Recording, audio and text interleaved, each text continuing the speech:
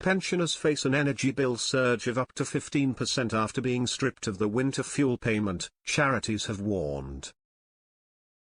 The group of more than 50 organizations spearheaded by the End Fuel Poverty Coalition has written to Chancellor Rachel Reeves urging her to rethink the decision to axe the previously universal payments for older people unless they are on benefits.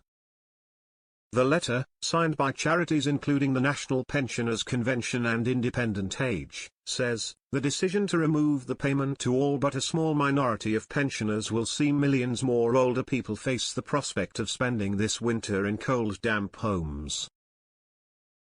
This has the potential to create a public health emergency.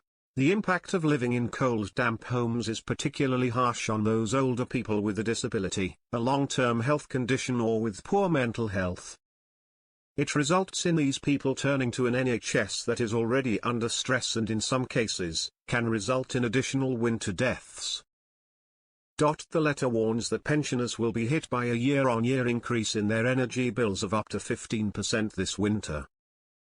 The calculation is based on a forecast by Columbia Threadneedle Investments that average bills will go up to £1,762 from October 1. Last October average bills stood at £1,834, but would have been reduced to £1,534 for households receiving the full £300 winter fuel payment. The letter adds, unless we see urgent action from the government to keep people warm this winter, one of the first actions of the new government will be to condemn more vulnerable households to fuel poverty. The annual payments of up to £300 have previously been available to everyone above state pension age, but from this winter only those who receive pension credit will be eligible. National Pensioners Convention General Secretary Jan Shorts said, I seriously believe the Chancellor has underestimated the harm her decision will cause to older people still struggling with energy costs and facing higher rates in October. It is absolutely shocking that the new Labour government should treat older, vulnerable people in this manner. The triple lock alone will not enable them to keep up with energy bills.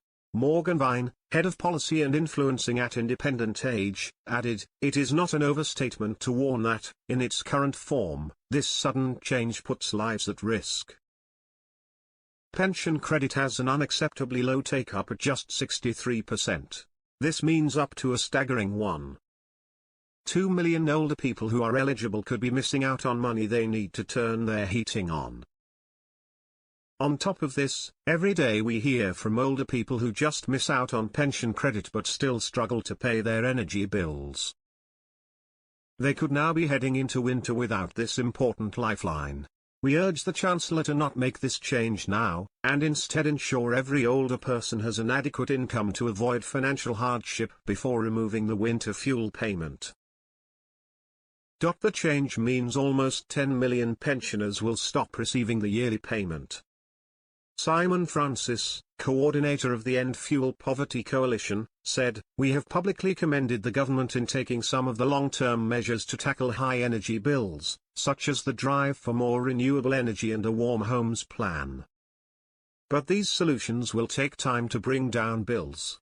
In the meantime, households of all ages will need more support from the government to stay warm this winter, not less. We urge the Chancellor to rapidly consult with consumer groups to broaden the targeting of the winter fuel payment, to introduce support to end energy debt, expand the warm home discount and extend the household support fund. A government spokesperson said, this government is committed to pensioners, protecting the triple lock, keeping energy bills low through our warm homes plan, and cutting NHS waiting lists, bringing real stability to people's lives. We said we would be honest with the public and, given the dire state of the public finances we have inherited, this government must take difficult decisions to fix the foundations of the economy. In these circumstances it is right that winter fuel payments are targeted at those in most need, and we will work with local authorities to boost the uptake of pension credit, reaching the many pensioners who could still benefit from this year's winter fuel payments.